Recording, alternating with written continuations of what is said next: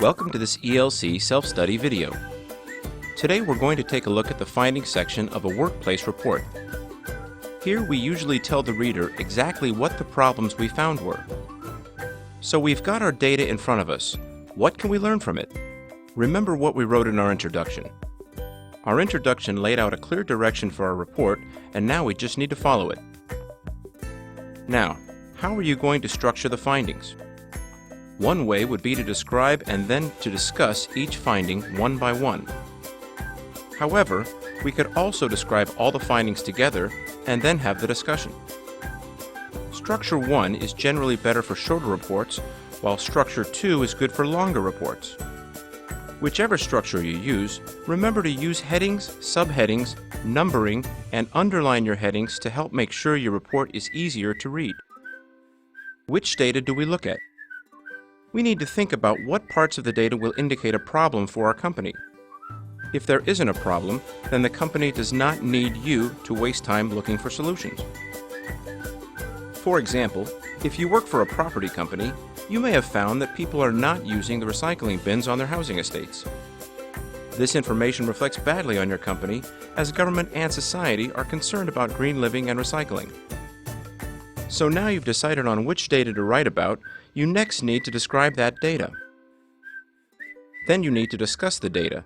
You need to look at the causes, effects, and implications of people not using the bins. One cause might be that people find the location of the bins inconvenient. And the effect of this is that fewer people use the recycling bins and instead overuse the other waste bins which they pass by on the way to and from their homes. And then, an implication of this is that people are unlikely to go out of their way to use recycling bins. Now, there are a few tricks to make our writing more interesting. We should use approximations in our findings. For example, we can say roughly 1/3 instead of 32%. This will also make our discussions of the data easier to understand and make sure our audience doesn't misunderstand us. We also need to be careful about sounding too certain.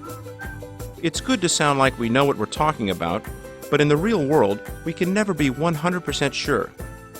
It's a good idea, in academic writing, to hedge a little. Hedging just means giving ourselves a little room to be wrong.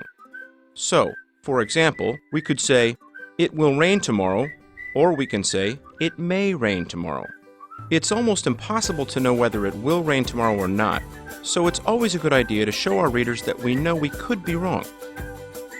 As another example, instead of saying, "Residents who understand the consequences of recycling are more likely to recycle," we could hedge by saying, "Residents who understand the consequences of recycling may be more likely to recycle."